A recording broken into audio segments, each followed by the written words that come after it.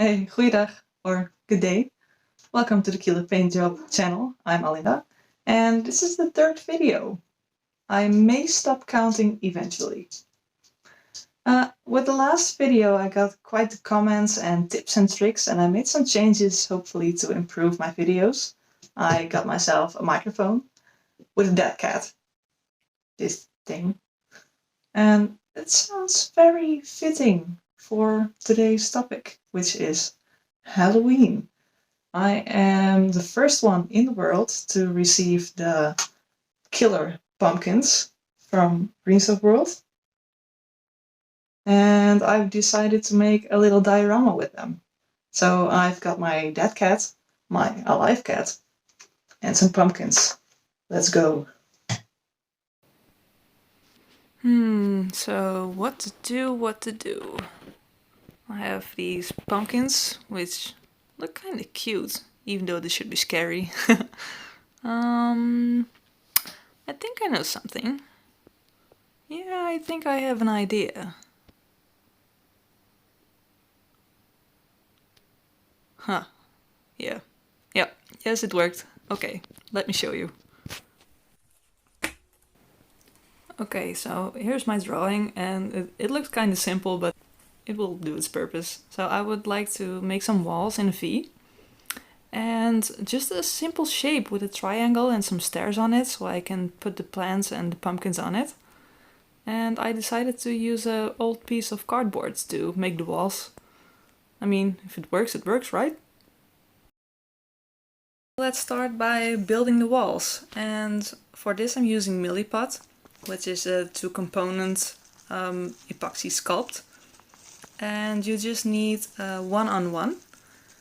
Just cut one little marshmallow of the first part and another little marshmallow of the second part.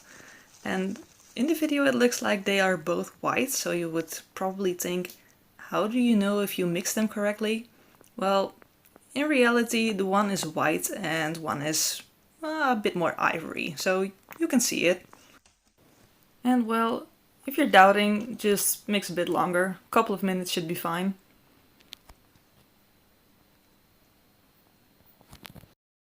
I am using 3 Greenstuffworld rolling pins. One with brick, one with wood, and one with cobblestone. And they have such a nice texture to work with. I am using a piece of parchment paper and also baby powder, which makes it non-sticky. And this is very good to know because I've almost ruined one of my rollers when I didn't know, and I had to get all the small pieces out of the crevices of the roller.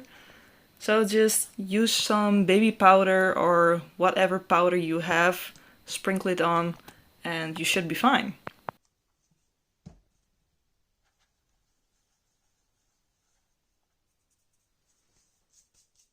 So this is where the magic happens. You just put the pin on it and roll across the putty. Nice and gentle. Keep it firm on there so you have a very nice texture all over. Oh, and by the way, remind me to use some powder underneath as well. Gosh. Oh well. It turned out okay. Now you can use the cardboard as a supporting wall to create your brick wall. As long as your milliput isn't cured yet, it's quite easy to attach the pieces to each other. Just use a bit of water. Now let's make the stairs. Simply repeat the same steps as you did before, only this time use the cobblestone and the wooden roller. And it's a nice idea to make a template so you know the exact shapes you need to cut. I mean, before it's cured. Then put it away so it can cure. I left it overnight and it was just fine. The next day everything is quite sturdy and it's very easy to work with like this. It won't bend anymore. So yeah, it's rock hard. But I figured out I'm an idiot because I used the outer form instead of the inner form to make my template. And yeah, now it doesn't fit anymore. Sheesh. Oh well, let's make a montage and fix the mistakes I've made. Luckily, milliput is very easy to work with even when it is cured, because you can cut it, you can sand it. Definitely not a lost cause. So yeah, montage time. How was your day? How are the cats? No, really. It's very nice to be able to make this little diorama and use my imagination yet again to make something, well, a nice little piece of garden actually. I mean, I love plants. I was super happy when I received the small little plant pots as well as the pumpkins. And I hope you like them just as much as I do. Oh hey, I fixed my mistakes. That was easy. Let's glue all the parts together. And I used a montage glue, or montagelijm in Dutch. Try to pronounce that. Just use a bit of moisture on your brush so you can easily smear it out. If you can reach it with your fingers, that should work just as fine as with a brush or any other tool you'd like to use for this. It's a bit messy, but it washes easily off your hands, so don't worry about that. And at this point, I was starting to think there is something that isn't right. So why didn't I cut this larger triangle for the upper shape instead of two loose parts with which I started? Yeah, this works way better. Sometimes you just have to make it a bit easier for yourself. I mean, I make it way too hard, way too often. Well, luckily this worked out just fine. Again.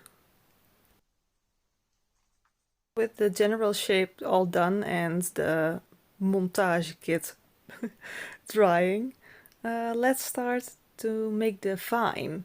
Well, just an out of control pumpkin plant really. So I've used two sizes of wire, one thick and one thin. And the thicker part I will twist and twist until it's all twisted. And then just simply cut off the ends so I have something to glue into the plant pot.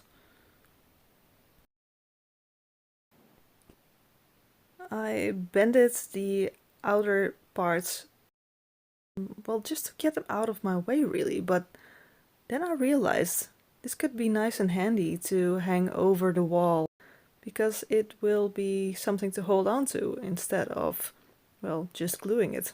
Just a bit more secure. And of course, with the thick part of the vine done, we need some twisty bits.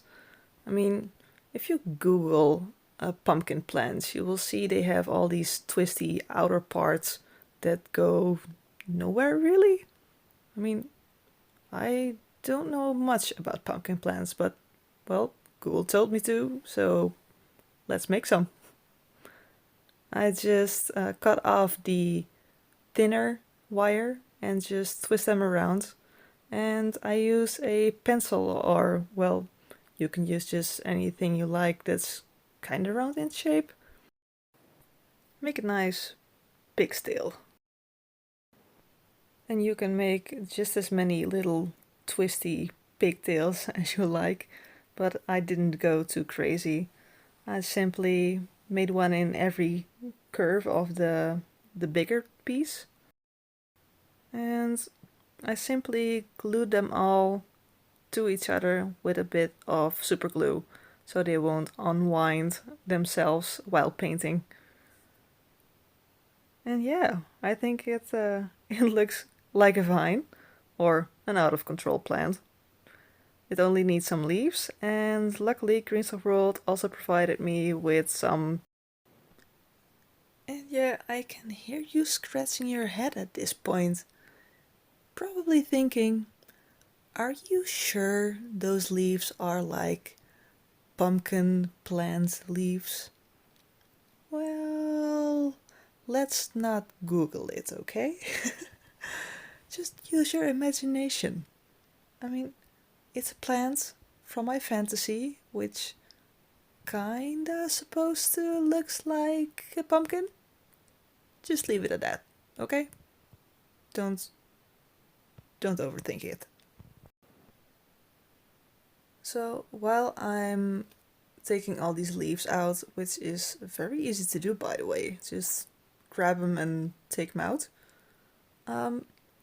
So I am thinking about all those miniature plants you have, you can make yourself, or like the pre-made tufts and flowers and everything, and I was just wondering, am I the only one who just instantly becomes super happy just by seeing miniature plants and flowers and tiny leaves? And oh gosh, it makes me so happy. Please tell me I'm not the only one. Oh well, even if I am, I'm still happy and that counts. So, what is your favorite plant? Do you have a favorite brand? Do you have a favorite color? I'd like to see.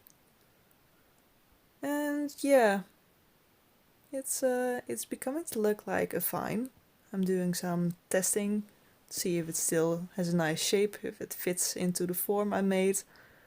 And it's almost time to glue the leaves.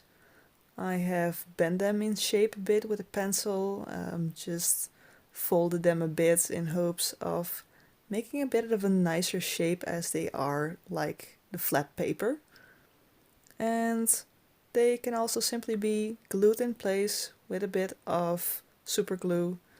And I'd recommend don't buy big bottles of super glue because eventually they will lose their strength, and man, the amount of times I have glued my fingers to each other because the leaf just didn't stuck in place as soon as I wanted to. Yeah, my fingers hurt. The vine is done, the twisty pigtails are done and set in place, the leaves are there, so now it's time to get to the pumpkins. And, well, check it out.